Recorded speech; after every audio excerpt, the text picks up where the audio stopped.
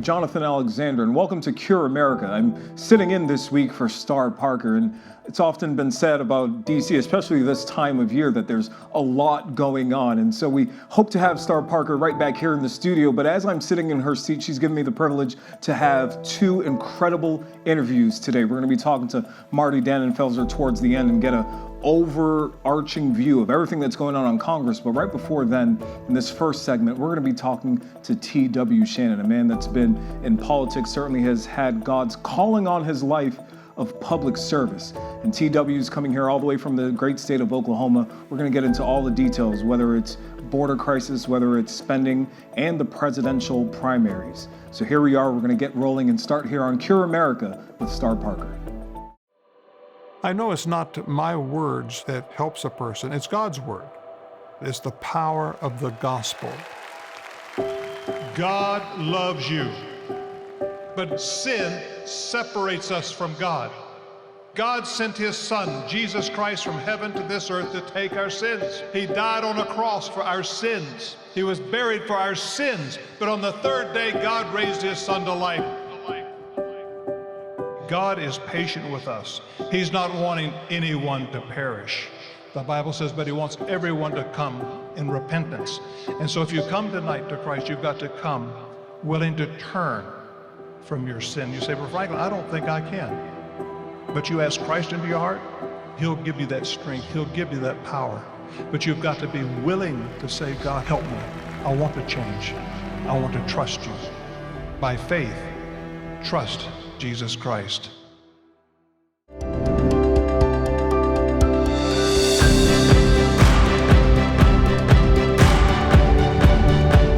T.W. Shannon took the oath of office in January of 2013 at the age of 34.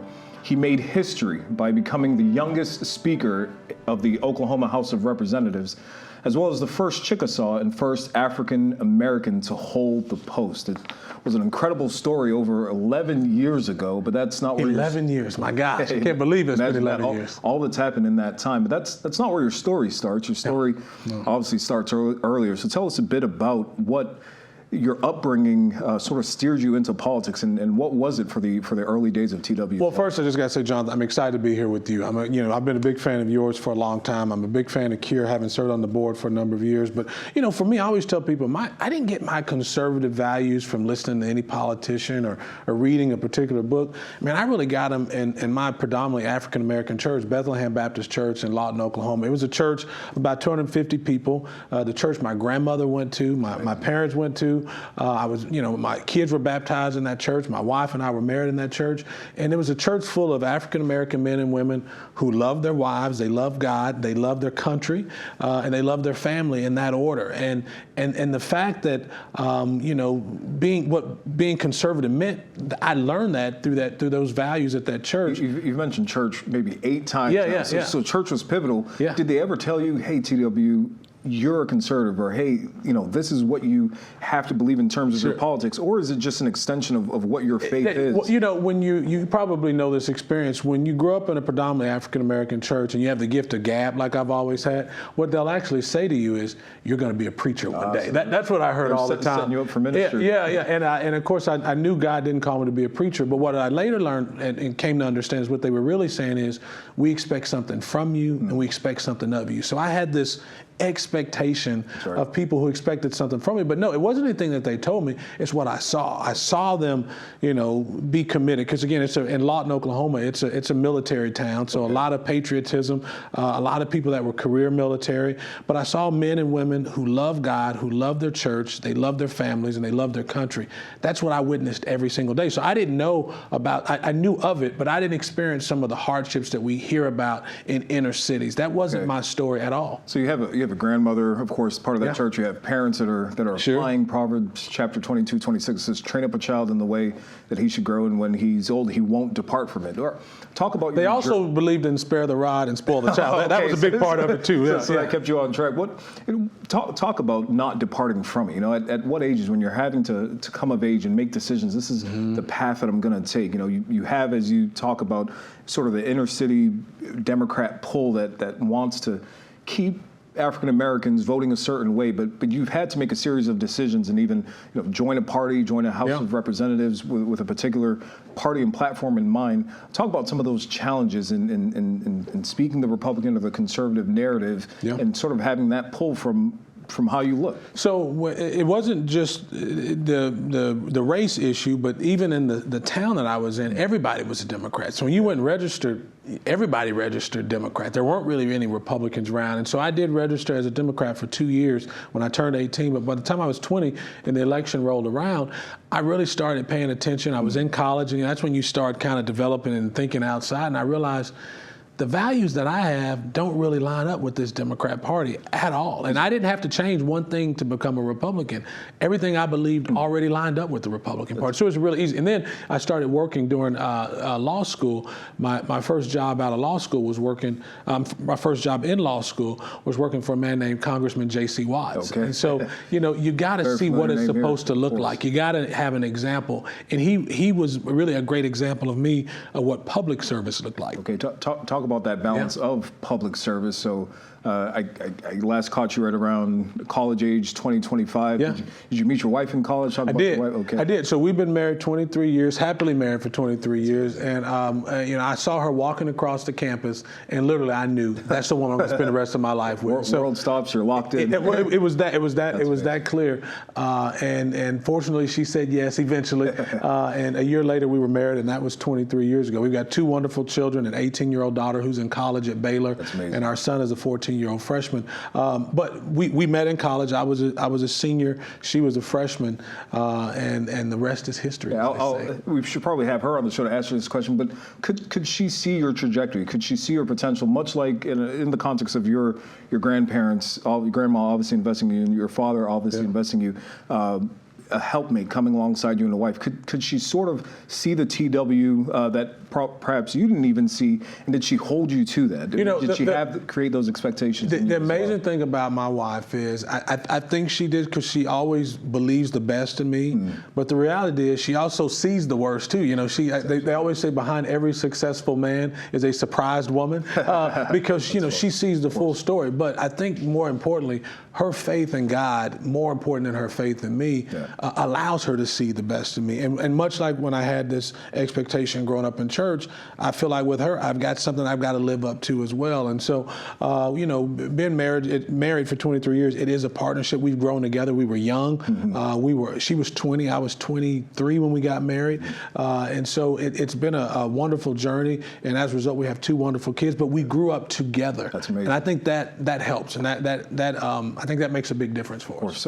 Such an inspiring story, and an example to young men. Oh, you're kind. To be locked in and know that having a wife, having a family, that's the center of really the responsibilities that God has given us. Hey, John, you know who told me that? My grandfather told me that. He told me, it makes a difference. Because I was in law school. My wife was in undergrad, and both our parents were a little skeptical about us getting married. They thought we were going to drop out of school. Yeah. And my grandfather, he told me, who was married, some 50-something years as well. My parents were married 46 years before we lost my mom.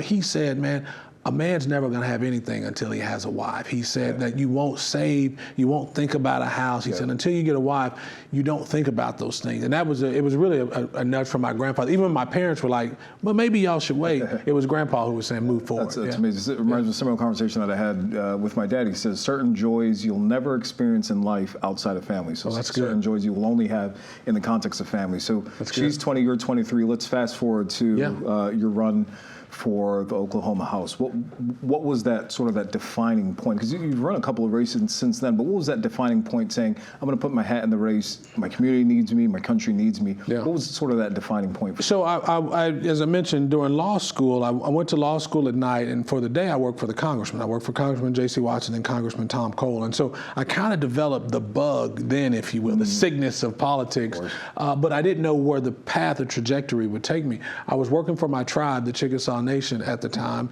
I was an executive there. We were 25, making 6-figure salary. We didn't save a dime of it, but we were life was really good. And someone came to me in the seat that I grew up in. They said he was term limited.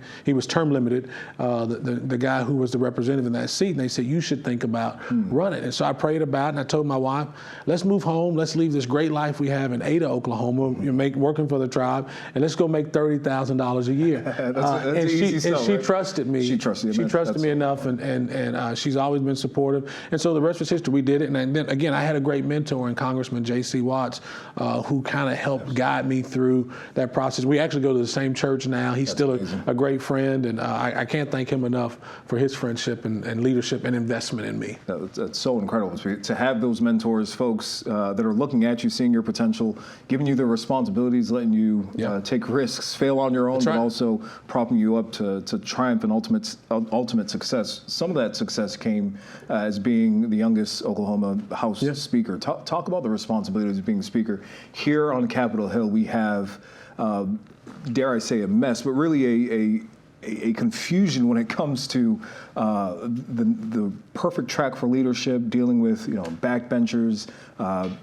You sort of have in this party, as it were, the possibility of 217 speakers if you really wanted to have it.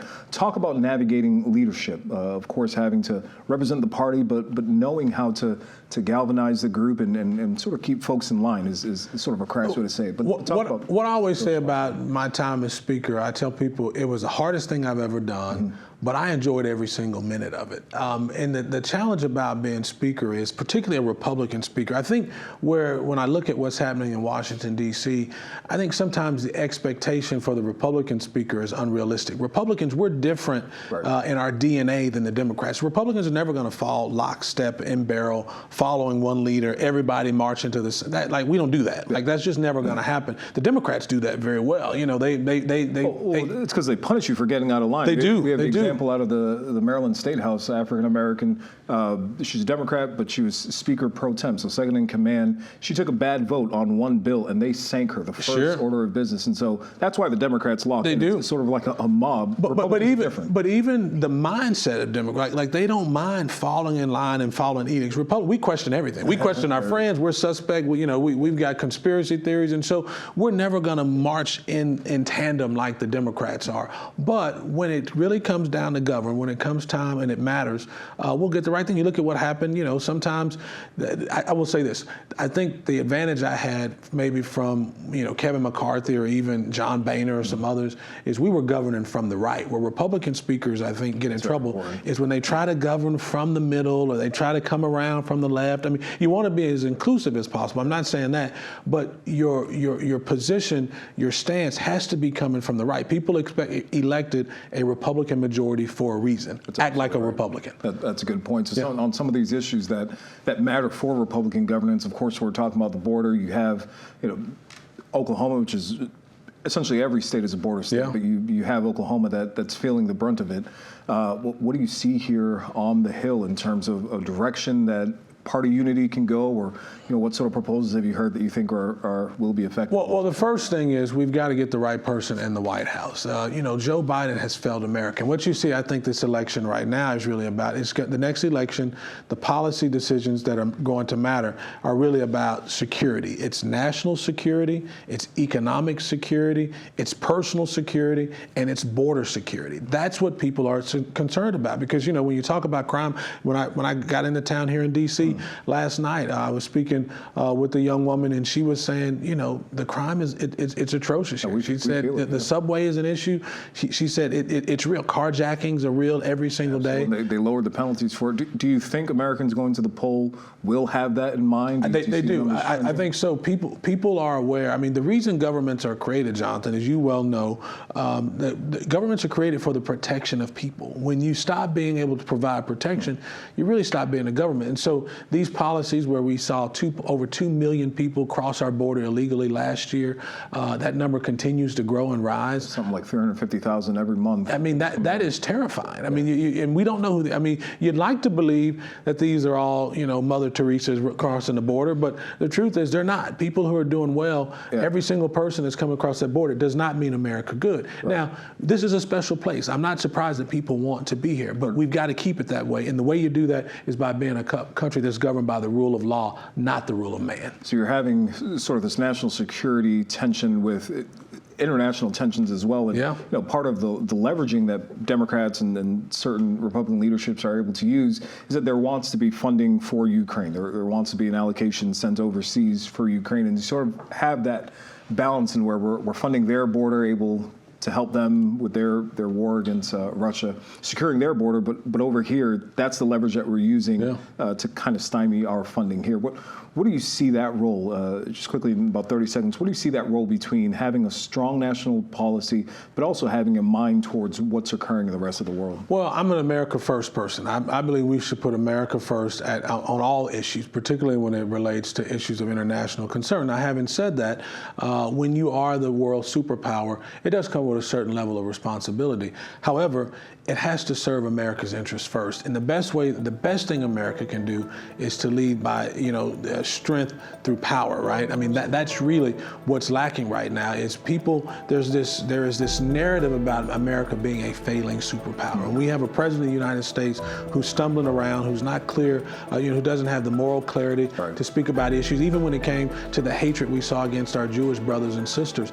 Walking that back. That's right. We didn't have a president who spoke with moral clarity. If we're going to make America great again, and I believe we can, we got to get back to what Cure's been always about. What made America great to start with? It's the 3 C's. It's capitalism, it's Christianity, and it's the Constitution. That's how you make America great again. A 4th C is the caucuses, and we'll get into that around the break. We have Republican primaries that are in full swing. I want to get your opinion on that. So we'll continue this conversation with TW right after this.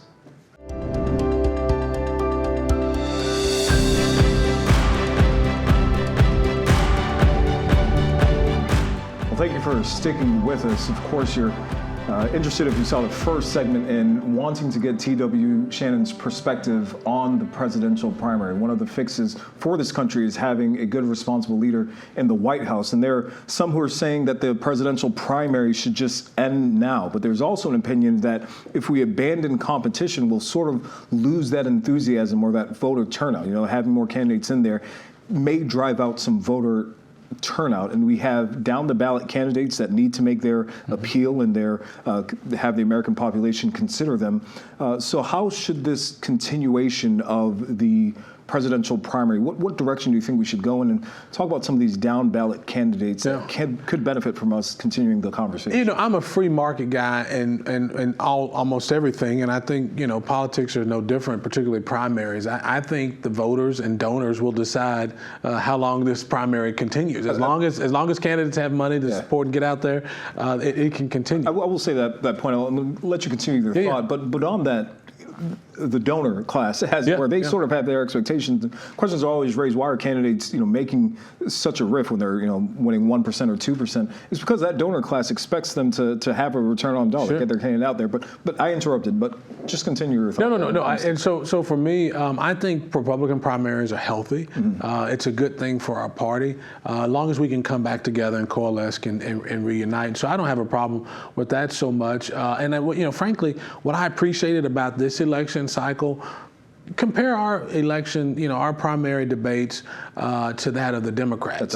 Just think about what it looked like, where you had people of different races. You had African Americans, you had Indian Americans, you had women, you had a group of section that looks like the rest of the country. Exactly, we look like the rest of the country. And then you look and that's been pretty consistent in 2016. That's right. In 2020. That's exactly right. You had a monolith in terms of visuals for who was running for the presidency, but here that matters. Yeah, that matters. And And I think when you look across the aisle at the Democrats, where you've got Joe Biden, who I think is in the really in a decline, both politically, I think, physiologically. Something you said earlier, he's always liked that moral clarity, and that's shown even further. He has, and in the racist comments that he's made about African Americans over years, and his associations with Robert Beard, a known recruiter for the Ku Klux Klan. I mean, this president has a lot of problems. So the opportunity for Republicans to rise to the occasion this election has never been clearer. It seems as if voters are coalescing around, after this recent victory in both in Iowa as well as New Hampshire. It looks as if people are coalescing around Donald Trump and the MAGA movement. So I don't have a problem with that. I served in 2020 as Donald Trump's national chair for Black Voices for Trump after our good friend Herman Cain passed away. And so I'm definitely an America First candidate. But whether it's Donald Trump or Nikki Haley, who I think was a great governor and did a good job there, I think the Republican Party has a real opportunity to move the needle forward. But we've got to do what we said we're going to do. We got to build the wall. We got to fix the border. We got to fix inflation. I mean, we've got some serious issues, but it's got to be about America first, whoever's in the White House. On those two names, so Donald Trump and Nikki Haley, we'll get back to that. But just for folks that are trying to understand the presidential primary, talk us a bit through that. What are candidates looking to do that are down ballot? Some of these other candidates that are still wanting people to go out to the polls. How does that affect the down ballot candidates? So I've run statewide before in Oklahoma, and I will tell you, Republican primaries for president is different than running as a legislator. I ran for U.S. Senate. When you're running for president, the executive, and frankly, the leader of the free world, people pay an extra level of scrutiny that they don't pay for other races. They're tuning into who you are as a person. What does your wife think about you? What does your spouse, your husband think about you? What do your kids think about you? How do you interact? And so the level of scrutiny is very different for an executive.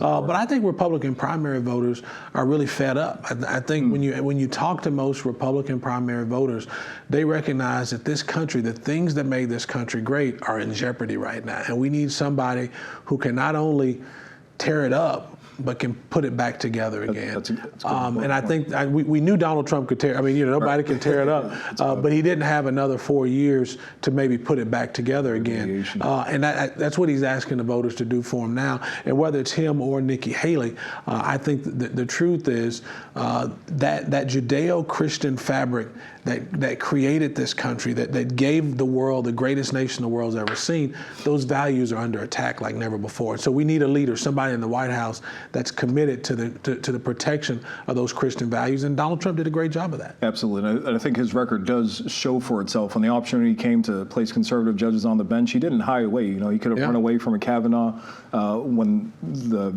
heat was turned up against Kavanaugh. He could have run away from Amy Coney Barrett, but he sort of stuck into those Supreme Court judges. He leaned into it. In fact, I think I met you at the White House. That's where we met, was at the White House when Donald Trump was there, and what we've seen Donald Trump do. And he did welcome us in, African Americans. He welcomed us in as conservative allies. We had a place and a voice there consistently. That's right. It was at the White House maybe once a week during that time. Every Wednesday there was a Bible study that was held within the White House. And not a lot of folks know that. And so he does have a record of running in the right direction. What role can Nikki play in sort of bolstering that remediation? You said, Donald Trump, of course, teared things apart. He could have used those 4 years to put things back together. What role does Nikki Haley and some of these other candidates, maybe in California in these state Senate races or some of these down ballot, what role can we play as a party in putting the country back together? I think more than anything is once the primary and the dust settles, we have to be united. I mean, we have to be united that whoever the candidate is, they're going to be better than Joe Biden and Kamala Harris. I mean, that sometimes in Republican primaries, where I think ultimately they are healthy for the party, they can create fractures sometimes, and we've got this idea of, we've got MAGA Republicans, we've got, mainstream Republicans. We all wear the same jersey. At the end of the day, we all wear the same jersey. And we're all pushing for victory, and we've seen that fractures, and you can see it here, is sort of the speaker conversation we had earlier. Fractures aren't the best for us. If there isn't a possibility of unity, certainly the discussion and the arguments The refining, the sifting is necessary, and we're best at that. But if we're not pushing towards victory, I think we've lost. Obviously, we've lost a lot. So what do you anticipate in this closing time here? What do you anticipate that we'll see in the next few weeks? What are the debates going to look like? And even sort of preview, if we have a Donald Trump and a Joe Biden on stage, what is that going to look like? I think the question remains is, it looks as if, I mean, it's early, so I don't think the primary is completely over, but certainly you'd rather be in Donald Trump's position than Nikki Haley's. There's no question about that. Right. But regardless, I think the big unknown right now is Joe Biden actually going to be the nominee for the Democrats? So we've talked a lot about the Republican side. What are you seeing brewing on the Democrat side? I don't pretend to know Democrat politics at all, but I just have a hard time with the number. I mean, he has the lowest ratings of any president in the history since they've been polling presidents. Right. He's clearly a man that's in decline from a health standpoint. There's no public policy record on which to run on. Right. I know there've got to be a lot of ambitious Democrats on the bench who are saying, "Put me in, coach, I'm ready to go." The question is Michelle Obama one of them?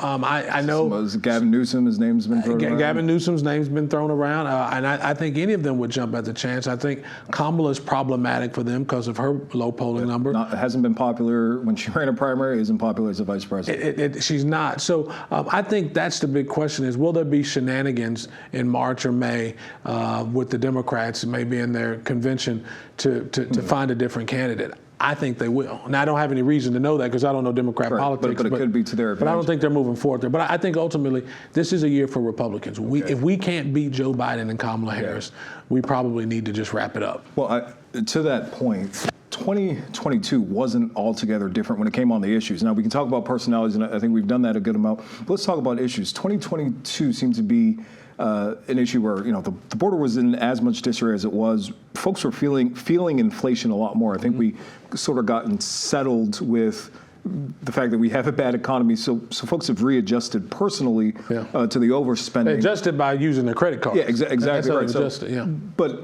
you don't hear the conversation as much. You sort of got used to the gas prices being as ridiculous as it was, the interest rates being as bad as they are now. But that was all the case in 2022, and it wasn't the red wave that we saw. What motivated the left to come to the ballots was this issue of abortion. So I do want to talk about issues. What's the disconnect between an obvious decline in a president that couldn't lead, a country going in the bad direction, an opportunity for us to fix that in 2022, a missed opportunity, and some of these issues like abortion that is motivating the left? Some of the numbers have come out where pro-aborts were maybe 51 to 49 2 years ago. The numbers look more like 58 to 42. So where does an issue like that play into national politics and certainly into the election? Well, I think as conservatives, we can't back away from supporting the value of human life. I think that is what has distinguished the United States because of our Judeo-Christian heritage, that value of human life. And it's not just about unborn babies. That's where it starts. But it encompasses everything that we do, everything from vacation time off with your family, the way that we have laws protecting the value of your work. And I mean, all of that is based upon the value of human life, something that we have continued to champion as a nation. As that has declined and more of this secular humanist worldview has taken hold, because really, Jonathan, when you think about it, there are only two worldviews. You either believe there's only two forces in the universe. You either believe that God created man, or you believe that man created God. And if you believe that God created man, then you believe that every person you meet is created in the image of God. And what that means is that they should be equally loved, equally cherished, and equally protected under the law. Absolutely, and without special laws for certain people, which is what we've seen the left try to infiltrate. And so, to your question about where does the role of the pro-life movement play, we do have to recognize that our nation has become a majority secular humanist worldview nation, whereas in the past we were a majority, I think, biblical worldview. And I think we've become that, but that's just us shaking from our identity, as I think you're going to say, because it's written. It's very clear the trajectory for this nation. How do we reclaim that? By electing the right people. We've got to champion people who still have that biblical worldview, who believe that and being conservative, having a biblical worldview, it's not complicated. It's the things your grandmother taught you. Exactly right. You treat people well, you tell them thank you, and you say please. You don't spend more than you make, and you recognize that your neighbor, them doing well is important to you as well as you doing well. That's what being a conservative is all about. But it really does start with that value of human life. And we don't have to back away from the life issue one bit. Absolutely. We have to recognize that we've got to be strategic about how we present it, but making sure that we're still leading with it, because it's important. It matters. It matters. It permeates everything that we do. Oh, just one more. It might be a difficult question, might not be, but how do we change the messaging, or how do we improve the messaging? Anytime voters have gone to the ballot, they've had this opportunity, and whether it's been Michigan, probably upcoming in Maryland, but certainly in Ohio, overwhelmingly they voted to keep abortion in their law, or in some instances place abortion in their constitution.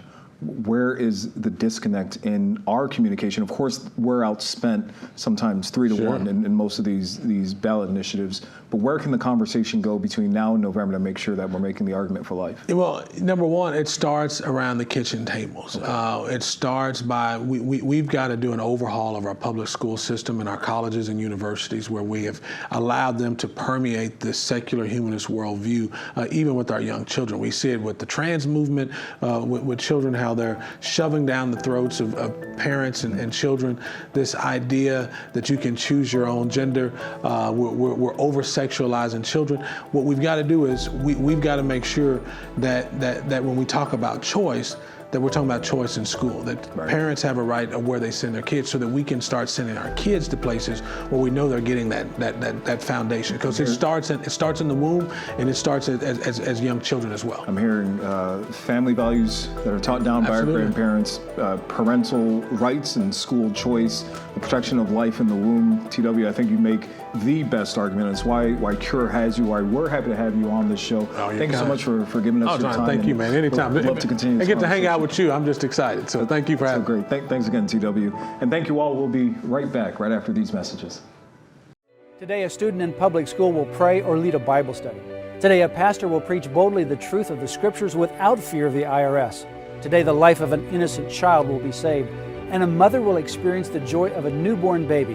A distraught woman will find hope and choose life rather than death. Today, there is a strong voice defending God's created natural order of marriage and family. There is a defender of freedom in the courtroom and in the halls of Congress and in legislative bodies across the land. Today, all of this is possible because of the ministry of Liberty Counsel.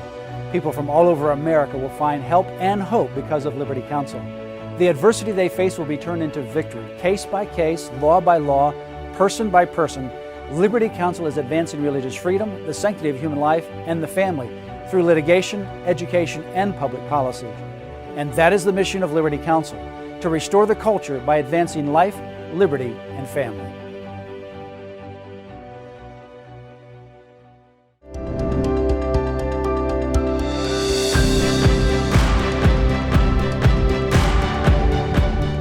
Hi, welcome back. This is Jonathan Alexandre, once again sitting in for Star Parker here on Cure America. And what an incredible conversation we just had with TW Shannon. You'll know full well why he's on Cure's board.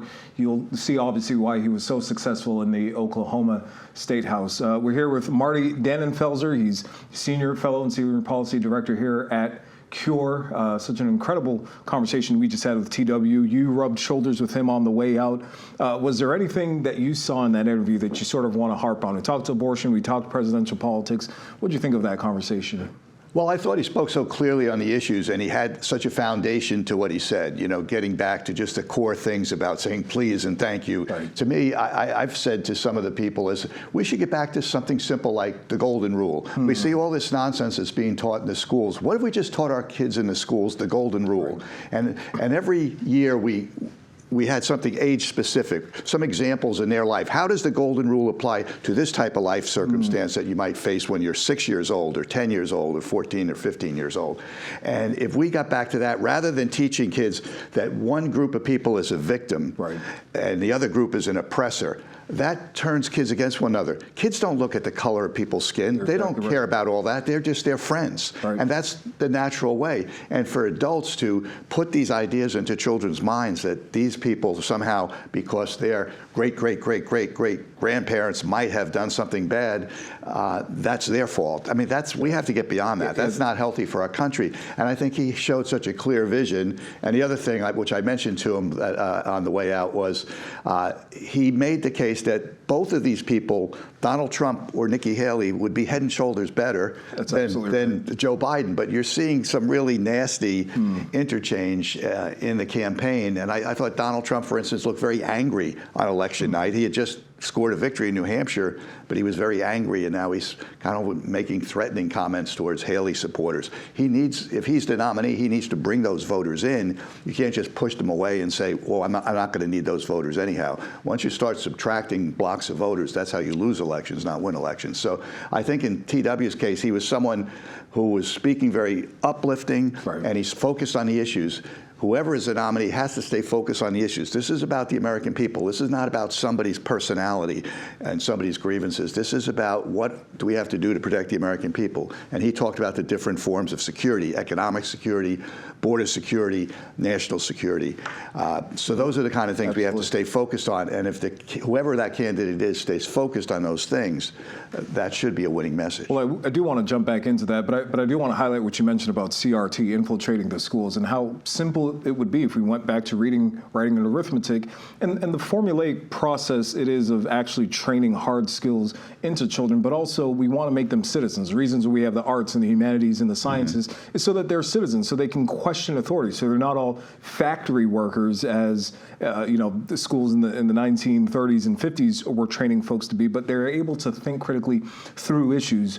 But that all has to be colored with a sense of morality and decency. And you mentioned the golden rule. That's a universal rule. Of course, Christ spoke it, but you have it in traditions all across the world where you do unto others what you would like them to do to yourself. From a Christian perspective, we know that ultimately God is going to be the one dictating what you want done to yourself or how you do to others. Speak a bit into that.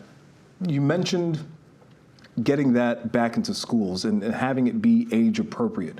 I remember one kindergarten teacher spoke about the Aesop's fables and reintroducing that. What are some of the things we can inject into our curriculum right now? Before we get into politics, what are some things we can inject into our curriculum that would be from the bottom up or even top down that would help shape the minds of students, potential citizens, ultimately where we want this country to be?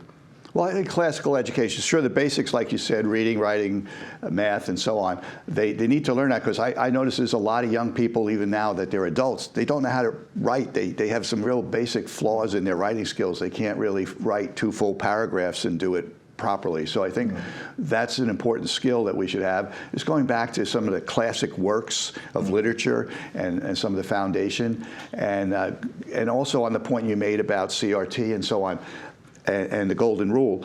The golden rule is really what we know in Christianity as the second great commandment. That's right. You said, do unto others as you had do unto them. This is basically the second command. That is the golden rule. Right. And given that we had a nation that was founded on these Christian foundations, we had these founding fathers, well, did come from this Christian tradition, and that was infused. It wasn't. We did say you can't have a national church. The state can't dictate the church that you go to, but there were certain foundational principles that came from our religious faith that we imparted into our culture. Right. And the golden rule is a manifestation, I believe, of that second great commandment of Christianity. Absolutely. And it's something that we should all be able to agree on. But if we can't agree on something like that, and we start telling children to be suspicious of one another, to hate one another, this one's trying to oppress you, this one's standing in your way, that's not healthy at all for our country. There was a time where we had Bible readings in schools. There was a time where we don't even say the Pledge of Allegiance anymore, but there was a time where we prayed in schools, where we bowed our head and we offered even that 50-minute classroom hour to the Lord. We've lost that, but we do have an opportunity. I think one of the issues that have come up, it may be the week after school choice week, but school choice, candidates are able to run in their local counties and make this argument for school choice. Will we see that at the presidential level? Will we see either a President Trump or Haley bring school choice from sort of a federal mechanism back into the national conversation? What are the metrics of us actually having parents being able to take their child and their tax funds to the school of their choice? What's the chance? Well, that is a very, very big issue. I have heard Governor Haley speak to that issue, and I believe President Trump has from time to time as well. Primarily, it's at the state level that you have state and local control. That's been part of the problem with education. It's been so top down from the federal government. The federal government provides, I think, somewhere along the lines of 6% of the funding, but they want to have about 90% of the regulatory control over the schools. Right. So that's the big problem, is you have to get the control back at the local level, but most importantly, you have to get it back to the parents. Parents should be able to make those decisions. They know what's best for their children. It's not the government's role to put everyone into a government school. If the government has an obligation to make sure that children are educated, it's then up to the parents to decide what is the best way for those children to be educated. I do want you to continue your thought there, but there was a metric that you just mentioned that I think folks need to be aware of. Only 6% is what the federal government, so this Capitol building, only 6% of the appropriations actually impact the local schools. But 90% of the influence seems to be coming from well, DC. Certainly, if the Biden administration has their way, it would be 90 to 95, maybe close to 100% of it. So I think that's a philosophical difference between Republicans and Democrats and conservatives and people on the left, is this idea that government knows best, and as opposed to parents know best for their children. And at the community level and as communities know better, because communities are closest to the people and closest to those children and closest even in helping the poor. It's better when it's done at church level and the local community level for the federal government to help facilitate that, perhaps, but in many cases get out of the way, because all too often the federal government is an obstacle to these things happening at the local level. So what is that role of the executive? And we'll dive sort of right into these presidential primaries. What is the role of the executive coming from having the machinery, an entire bureaucracy at its disposal, as it were? What is the role of the president being able to remove Congress, remove the executive, removing Washington's influence on the local level, but still maintaining that constitutional right that they have to do to execute their duties? Where do you see the role of this next president, whether it's a Trump or a Haley, when it comes to that balance between local and federal government? Well, the primary role of every level of government is to protect the people, to protect, first of all, to protect human life, protect property, and that sort of thing. So that's been a big problem, is the government has grown too big. But right now, we have this government, and I know Governor Haley, for instance, has talked about, she wants to push as many of these programs back to the local level. Okay. And that's something that Ronald Reagan started to do, and that's something that we did with welfare reform. We took this entire program, Aid for Families with Dependent Children, and it was a huge federal program, put it into a block grant. Give us the year, is this 1994? That was 1996, I believe, 1996, yeah. And Bill Clinton actually signed it into law. It was under the Newt Gingrich House. It was something that they ran on, the Republicans ran on with the Contract with America, and they executed it. So we took a model where it was all top down and all government dictates, and we flipped that script? How did that work for welfare? Part of it was that there had been some models at the state level. Places like Wisconsin under then Governor Tommy Thompson, Michigan under then Governor John Engler, where they had done substantial welfare reform, and then the idea was, well, let more states do that. And in some cases, the federal government had regulations about how you take care of children in foster care and adoption and so on. That made it harder to place children in the right kind of homes where they would be safest and do the best. And so a lot of that was to get out of the way, again, give the federal government to give more latitude. And what they did with these programs, they put it all into this one block grant called Temporary Assistance for Needy Families, and it's called TANF is the acronym. So then they capped the level of spending, and they sent that back to the states with very minimal regulation, and then give the states more latitude. How do you design programs to help people get from welfare to work? That was one of the big primary things. And also to help with this situation where there were too high a level of out-of-wedlock births, and that was making it more difficult for families and communities and so on, for people to prosper. So they had included things like abstinence education even into some of those options that the states could do as well. Okay, and so that you're saying, using that as an example of a model that works, where the federal government sort of has this national identity, national idea, and saying, well, here's some metrics that we can use, but it's really up to the states. You're saying that we can apply what they did in '96 in TANF can we apply that to some of these other issues? And I think we can. If you look at things like job training programs, there's going to be 30, 35, I think, different job programs. They're all over. Some are in different agencies of the government. Sometimes within the same agency, there's multiple programs. How about if you just have a job training component to a block grant, or maybe just a job training block grant itself? I don't know if that's a big enough thing for a block grant, but it could be a component of a larger social services block grant. And you roll all of those programs in there, and you can cut the amount of spending, because when you cut the administrative burdens of having to report to the government and all the sending your requests to the federal government, having them review it and process it, then send the money back to you. There's a lot of overhead involved in that. Just send the money to the states, let them make the decision on how to apply it. And a lot of governors will say, well, I'll take 20, 25% less funding, but give me the opportunity to direct these programs and to consolidate, get the economy of scale and so on. You don't need different administrative apparatus for each program. You put it all under one big concept of job training, let's say, and then we run all of those job training programs in one program, so we don't have reporting for 10 different programs and so on. So I think if they do more of that, that could be something that would work better, save money and be more effective. Such an important point. About 2 minutes ago, you mentioned how we're able even to make the argument for abstinence, and talk about how out-of-wedlock births were contributing to impoverishment, an increase in crime, violence, that sort of thing.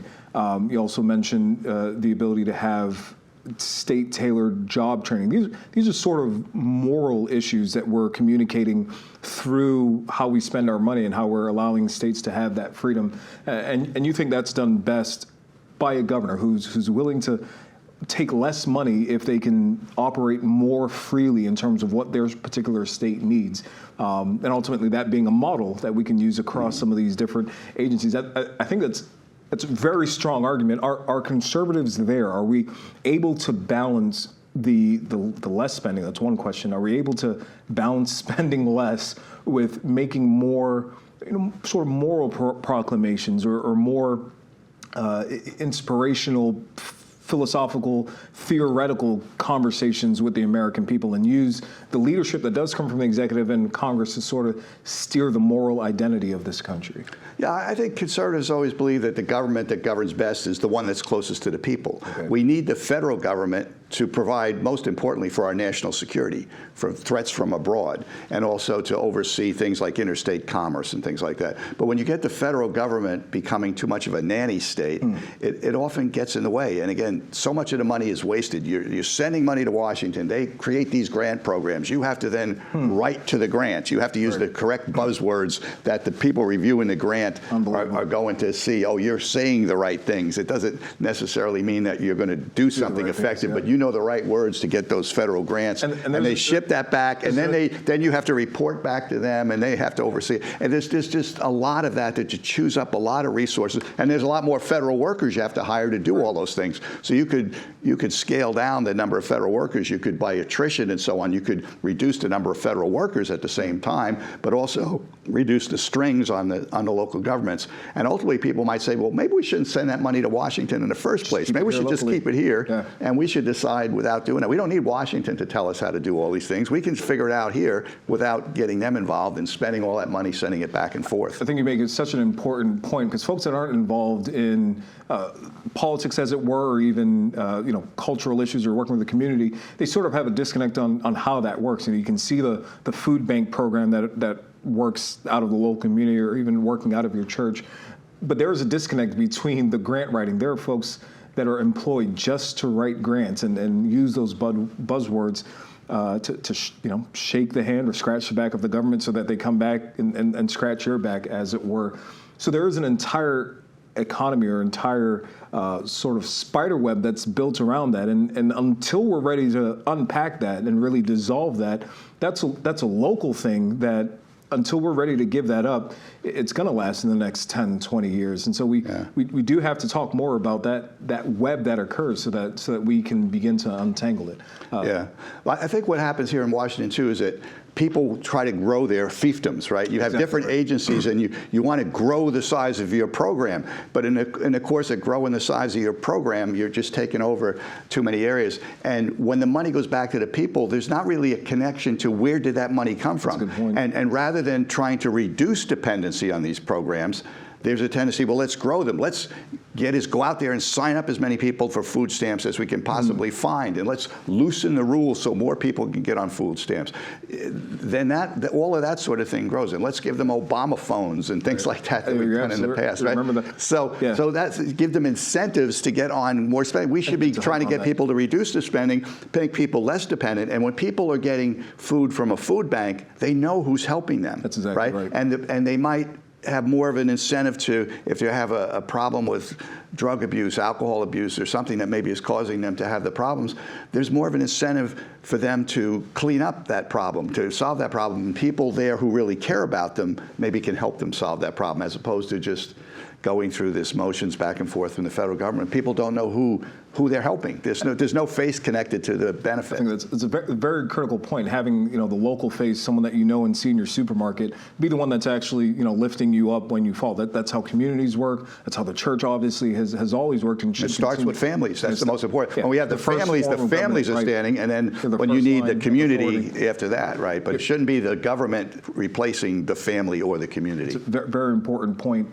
We turn on our TVs and we see spending debates going on. So, what should have been an appropriations session that ended last September, I think we're in the fifth or so continuing resolution, which means government has just said we're going to continue funding government at the same rates. We're going to keep the same laws in. We're just going to kick the can down the road making some of these decisions. Part of it is because Republican leadership said we are going to work through the 12 appropriation bill process, like was not done in the past under Pelosi leadership. We're actually going to allow the American people to have enough time to read each bill and call into their congressmen and senators as we're going over each specific issue. Because we've set that up, we've had to do it the right way. And so we've pushed spending down the line. Now I think it's a March 1st and a March 8th deadline. What do you see when it comes to this spending? I don't want to say fight yet, but spending conversation in the next month. Are things going to turn to where we are passing appropriations bills? Are we going to be able to keep our good items in there? Are we going to start reducing the size of government? What do you see generally for this next month when it comes to the spending conversation? I don't really see any significant reduction in the size of government given the current makeup of the government. You need to elect a new president first and foremost, and if Republicans want to make more progress on spending and all these other issues, they have to elect more people. They have a tiny majority. They're just barely hanging on to their majority in the House. They've had a few people retire that they're hanging by a thread right now in terms of their majority in the House. The Democrats have the majority in the Senate. There have been missed opportunities, I think, certainly in some of these Senate races in several cycles now for Republicans, that they didn't pick up seats that they should have picked up. They lost seats that they already had in a runoff in Georgia. They lost 2 seats in runoff in Georgia. How does that factor in, Marty, to that spending? How does that factor into the conversations that we're going to have about actual spending? And what does the American look to when they're interpreting these spending, I don't want to say fights yet, but these spending conversations that we're going to start to have in the next month or so?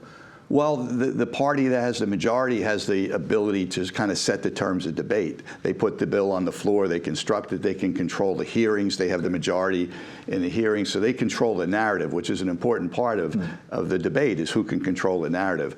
And I think I think there's been a perception that the Republicans are spending a lot of time fighting amongst themselves in the House. And I think is that true? Well, I think it is. Yeah, I think there's some truth to it. And I think you get to the point that I think there's an expectation that they can govern from this tiny majority in the House. They can impose their will on one issue after another on the entire Congress and on Biden, and that they're all going to back down. And I don't think that's realistic. I think at times get a situation where the perfect is the enemy of the good. Can they make progress, and are they not willing to make progress, realizing that if they want to make greater progress, they need a new president. They need majorities in both houses of Congress. I'll touch on that presidential point sort of as we come to the close, but I do want to, you said not making the perfect the enemy of the good. In good, responsible governance, and TW sort of mentioned that, is there a balance in uniting the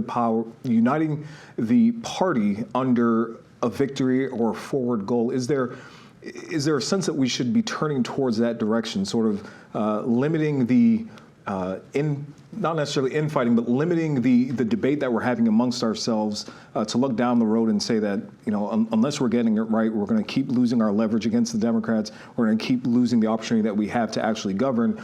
And for the American that's just turning on the television and seeing all this that's going on, how do we restore that confidence in Republican leadership in this next month and certainly going into the election season? How do we restore confidence that when Republicans govern, we'll govern well? Well, I think they have to look at it, there's a two-party system. And TW mentioned that the Democrats all march in lockstep. Mm-hmm. If Hakeem Jeffries, who's the Speaker of the House, he tells them all to vote no, they all vote no. If he tells them all to vote yes, they all vote yes. Mm-hmm. So he has leverage when he goes into a negotiation. He knows that when he comes out of that negotiation, he's going to have the support of his caucus because they trust him to be their negotiator. And the Republicans are much more fractured that way. And I think part of the problem is you've got different factions within the caucus, and each one of them wants all of their things, or almost all of their things, and they're saying they're going to hold up their own caucus. And they took down their own speaker. There were 8 Republicans who took down McCarthy, right. And now they're continuing to threaten Mike Johnson. That a tiny number of Republicans, 3 or 4 Republicans right now, could get, along with the votes of all the Democrats, and that's undo the will of all the Republicans. Yeah. There's something wrong with that picture. And you have to work, at first, if you're in a two-party system, you have to work within your party and develop a consensus within your party and have some give and take within your party and then say, okay, now this is our unified position. It may not be everything I want. It may not be everything this person wants, but this is what we can come to consensus on as the strongest position for our party, and then we can go out. But if we're all pushing here and we're threatening our own party and we're threatening to take down the speaker of our own party for the second time in the same Congress, that's not a healthy situation. And I think the point you made is valid. In order to do that, you still have to have the support for all of Democrats. So it's a small 8 or 3 number of Republicans, but they have the entire Democrat Party behind them when they do that. So really who are folks joining sides with is what we have to consider. We have a few months and a few minutes left, but a few months between now and the general election where we do have an opportunity for party unity. You've mentioned several times that a shift in the president will change things around for the country. What do you see, and what should Americans be anticipating in these next few months when it comes to presidential primaries, ultimately looking for November, where we can start really turning these things around? What do we look to in the presidential primaries? Well, I think right now what we're seeing is, Donald Trump would like this to be over and just everyone to coalesce. And there are some people who are coalescing who have concluded, yes, he's the presumptive nominee, and they're coalescing. Nikki Haley is clearly going to stay in this thing through South Carolina. She has indicated Super Tuesday, she wants to think, let's let the voters vote through Super Tuesday, which is March 5th, is when a whole bunch of states vote then. And it was mentioned earlier about down ballot. In New Hampshire, the Republicans picked up 2 state house seats in the special elections up there because they had a big turnout because they had the competitive primary. There's really not a very serious competition because the Democrats had just dissed New Hampshire and Iowa in the order in which they go in the process. Okay. So there were no delegates at stake in there. It was just kind of Biden trying to get a write-in campaign so he wouldn't lose to this Dean Phillips. So 3 times as many people came out on the Republican side, so that helped those candidates in the special election. There's a situation in California where they have... talk about that California. Yeah, California where in the statewide races for governor and Senate, now you have a situation with the top 2 people. Everybody runs in this one big primary, and then the top 2 people, they could be of the same party, or they could be of one of each. They get into the runoff. So one of the things that could happen now is if California is going to have a special election, or the first round of this special election to fill Dianne Feinstein's Senate seat on Super Tuesday, which is March 5th. So if the Republican primary is still alive and competitive, that may bring out more Republican voters that they could get their candidate, probably Steve Garvey, who's a former baseball player, with a star player with the Dodgers, and a conservative, that he could get a boost by having more Republicans come out, would presumably vote for him and at least get him into the runoff of one of those final 2. In 10 seconds, Marty, when voters are going to pick a candidate, what are the top 3 things they should be looking for in a responsible candidate, both at president and down ballot, in 10 seconds? Well, someone who shares their values and someone who can get things done, and then somebody who can win, because you can't do any of those things if you don't win first. Thank you, Marty. You've heard it from Marty. Pay attention to that sequence that he has laid out for us when we're going to the ballots. Stick with us. We're going to come back on the other side of these messaging with a closing, sort of wrapping this all up. We'll see you right after the break.